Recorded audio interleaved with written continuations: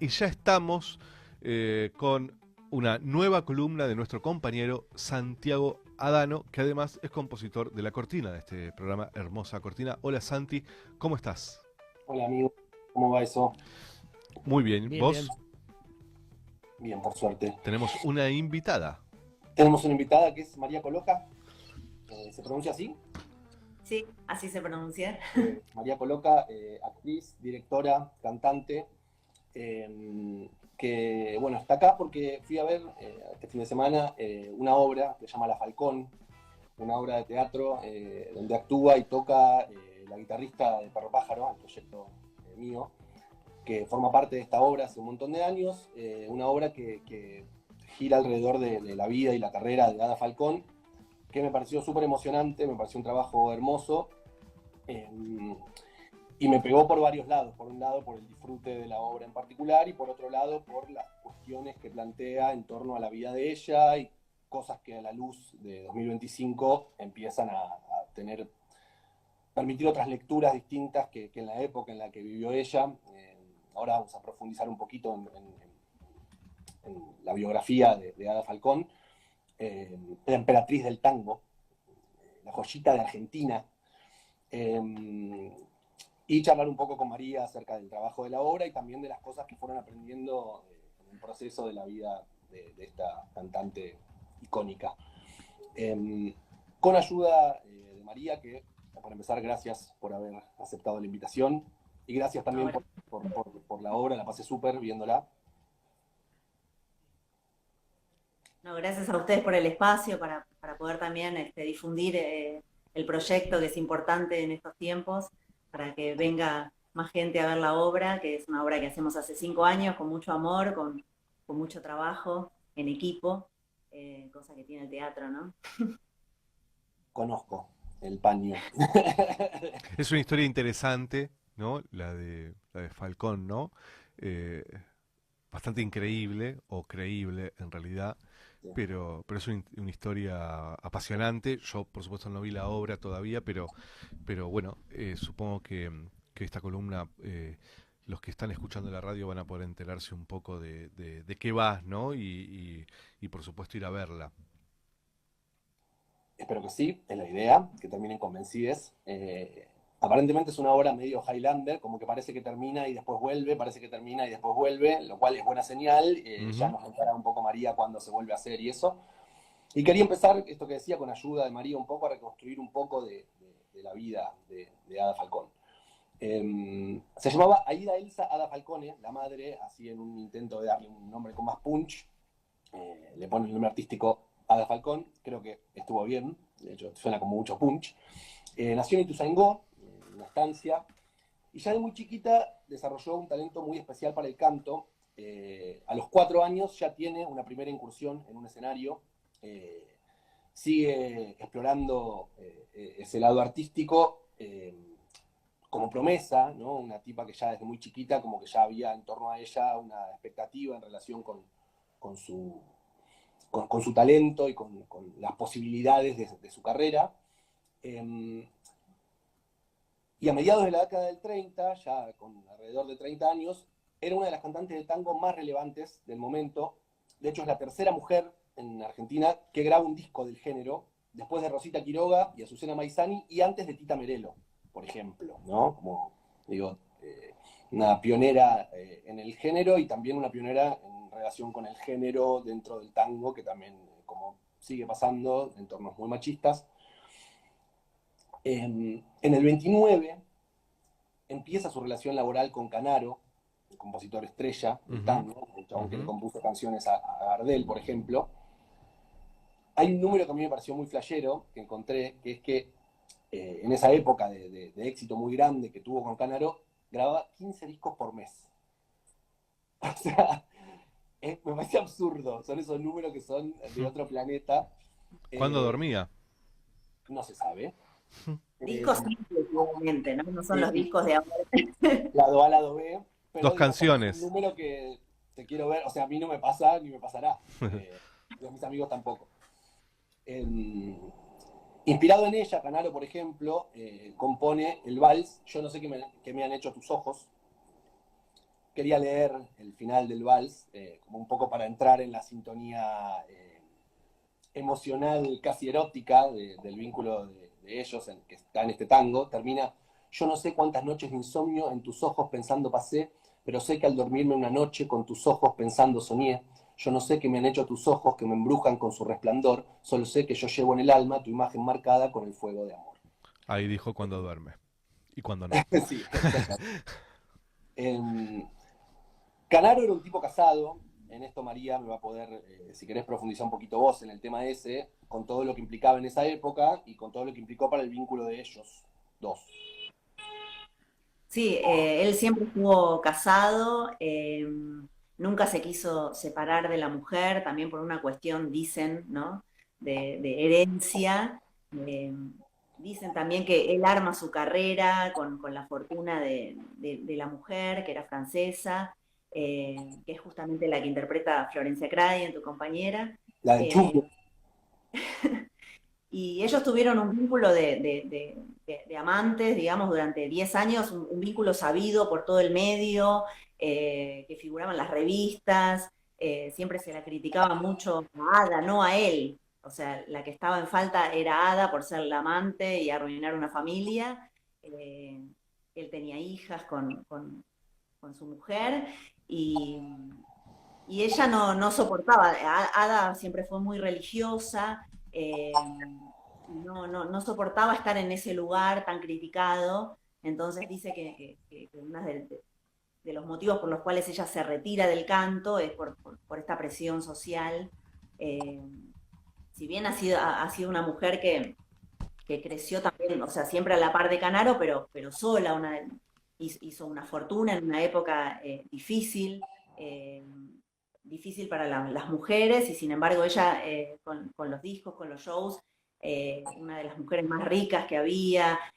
Siempre se cuentan anécdotas, ¿no? De ella. Dicen que se bañaba en champán, que tenía muchos perfumes, que manejaba un descapotable. Una mujer que manejaba en esa época era algo Y muy sacaba a pasear singular. o sea, sacaba a pasar a Gardel en el descapotable. Sí, sí, sí, eso No dicen. joda. Muy amiga de Gardel y de Discépolo. Dicen que se secaba el pelo en su descapotable, salía a secarse el pelo. Y sin embargo, con todo este éxito, ella empieza a sentir como un pánico escénico de no poder cantar más en público. Durante un tiempo le arman en la radio un espacio para que ella cante detrás de una cortina, pero para que sigan grabando y cantando, y en un momento ya no soporta más y se retira, vende y regala todo y se va a una casa muy austera en Sal Si Puedes, con su madre, que hoy está conservada esa casa como el museo de Ada Falcón, que se llama La Joyita. eh, y vive con su madre muchos años ahí retirada, que casi no salía de la casa. La gente en el pueblo ahí te cuenta, porque fuimos con la obra en 2 oportunidades a hacerla allá y que fue muy emocionante. Te cuentan que casi no la veían, sabían que ella estaba, pero salía toda tapada, con anteojos, solo iba al correo. eh, y está con su madre en esa casa hasta que en un momento, cuando su madre fallece, se va a un convento. Se dice que fue monja, pero no fue monja, sino que le dan como un espacio para que ella pueda vivir y estar ahí. Pero bueno, esto que se dice, ¿no? Puta a los 20, monja a los 40, se decía en esa. Titulares de revistas, eso. Sí, sí, sí, Con tremendo. Canaro, que además no es que tenía un vínculo con Ada Falcone y estaba casado, sino que era un tipo que tenía aparentemente vínculos con muchísimas mujeres del espectáculo, incluida, esto es tremendo, la hermana de Ada. Sí, Hay una parte de todo esto en donde no se entiende bien qué es chisme, qué es biografía, pero sí sí, era un caos. O sea, se entiende que era un caos total, que mezclaba lo emocional con lo moral, con lo religioso, con cuestiones de género, que hoy por hoy también permiten otra lectura en torno a todo esto. Me mata a mí la imagen de ella cantando atrás de un cortinado, o sea, una estrella del tango, digo, porque hoy pensaba, ¿no? Como estamos hablando de una especie de María Becerra de la actualidad, ¿no? Como sí, una sí. estrella total que frente a toda esa presión, no solo la presión, digamos, económica, porque también me imagino que los sellos no es que le decían deja no cantes, sino que había un montón de guita en juego, termina cantando Claro. cortinado. Son unas imágenes muy, muy tremendas las que atraviesan toda la biografía de ella. Sí, dicen que ella terminaba de cantar los últimos años y que se iba a la iglesia y entraba de rodillas rezando por la culpa que tenía, ¿no? Eh, Siempre la culpa de ella, o sea, lo de Canaro estaba bien visto. Incluso en las biografías de Canaro, cuando uno investiga sobre Canaro, a ella no se la nombra. Ella fue una parte de su vida artística que continuó durante muchísimos años. Canaro es el fundador de Sadaik. Este, de hecho, esto también me parece un dato re loco, en algún momento, corregime María vos también, porque insisto, hay como toda una parte de esto que es como literatura mezclada con biografía, pero hasta donde entiendo, los restos de ella están en la bóveda de Sadaik, en la Recoleta, en el cementerio de Recoleta, al lado de Canaro. al lado de Canaro. Sí, tremendo. Es muy Sí, sí. tremendo. O sea, como que inclusive después de la Esto muerte de de la los dos, madre está en sigue. su pueblo, pero ella está en el panteón de Sadaik, sí. Este, y bueno, ella fallece en el 2002. Hay un documental que también quería recomendar, que yo todavía no lo vi, pero por las cosas, de hecho María me dijo que es hermoso y estuve como investigando un poquito. Yo no sabía nada de la historia de ella, me enteré viendo la obra, que para mí en parte eso es hermoso, de cómo a veces los trabajos artísticos te acercan a cuestiones de tu propia cultura que no conoces, una figura como ella, que su historia, por razones bastante No evidentes es tan también, conocida no es ella. conocida. No es Tita Merelo, no es Libertad Lamarque, y justamente eso es lo que nos gusta de hacer la obra, como reivindicarla a ella, al espacio de una mujer del tango y su historia, ¿no? Porque nos pasa que mucha gente viene a ver la obra y nos dicen, no conocíamos la historia, se van a ver el documental, quedan muy impresionados con la vida de ella, ¿no? Porque es un melodrama, digamos, es un Y no es mito ya. casual, no es casual que su vida con todo esto, digo, si las revistas titulaban Puta a los 20, Monja a los 40, no es casualidad tampoco que su historia haya pasado más desapercibida que otras historias de otras mujeres del tango, ¿no? Hola Claro. María, ¿qué tal? Silvano te habla. ¿Cómo Hola, ¿qué estás? tal? Mucho gusto. Santi, ¿cómo va? Hola, querido. Voy a hacer una intervención porque no intervengo cuando no sé, pero de esto sí sé un par de cosas que quería compartir. La primera es la figura de Canaro. Canaro es uno de los personajes más importantes de la música argentina contemporánea por tres razones. La primera es porque a través de la orquesta de Francisco Canaro, Carlos Gardel se hizo famoso en Estados Unidos. Hubo dos personas que instalaron a Gardel entre el público norteamericano. Uno fue Alfredo Lepera, que aparte de ser compositor de las letras de Gardel, era un avesado productor musical y artístico. Y el otro es Francisco Canaro, que con su orquesta había tenido varios pasos por Broadway. La orquesta de Canaro era una orquesta extraordinaria. La segunda causa de la importancia de Canaro en este sentido es que tenía un pianista de una muy joven y de un gran talento, que fue Mariano Mores. Mariano Mores fue el arreglador musical de la orquesta y Mariano fue no solo autor de la música de emblemáticos tangos, sino que también Mores compuso para la orquesta de Canaro. Y lo tercero es porque la orquesta de Canaro era una orquesta que innovaba. Fue la primera orquesta de tango que introdujo vientos, ¿eh? Y que podía salir a escena con 50, 60 músicos. Entonces, yo de Ada Falcón conocía poco, pero sí sé que ese vínculo con Canaro fue el que realmente le impidió a ella ser más de lo que efectivamente fue. Porque cuando llegó el éxito de las mujeres en el mundo artístico en la década del 40, caso Tita Merelo, vos la nombrabas, o tantas otras, ¿no? Libertad Lamarque, por ejemplo, ¿no? Ada Falcón ya había quedado fuera del circuito producto de esta situación. Pero yo creo que la orquesta de Canaro, dentro de lo que es, excede el tango argentino y es uno de los conjuntos orquestales más emblemáticos de la historia del país. Bueno, paso ahora, saltamos de la biografía, que un poco brevemente, quien tenga más interés podrá ver el documental que se llama Yo no sé qué me han hecho tus ojos, un documental de Lorena Muñoz y Sergio Wolf, está en YouTube. Y quería saber, aunque un poco venimos charlando de eso, ¿qué fue lo que les acercó a construir esta obra sobre la carrera y la vida de Ada? ¿Cómo fue también que decidieron emprender el proyecto y quiénes fueron los y las responsables de llevarlo adelante? Bueno, la obra es de Augusto Patané, que es un autor argentino. Yo ya había trabajado en otro proyecto teatral con él y, y él me convoca y bueno, nos ponemos en contacto con Cintia Miraglia, que es la directora. El espectáculo estaba previsto para estrenarse en marzo del 2020. Veníamos ensayando, listos. Esa semana habíamos hecho las fotos y bueno, se cierra todo y seguimos ensayando por Zoom, digamos, y cuando más o menos se abren los teatros, ahí lo estrenamos. Primero iba a ser como un streaming, después al final pudimos hacerlo.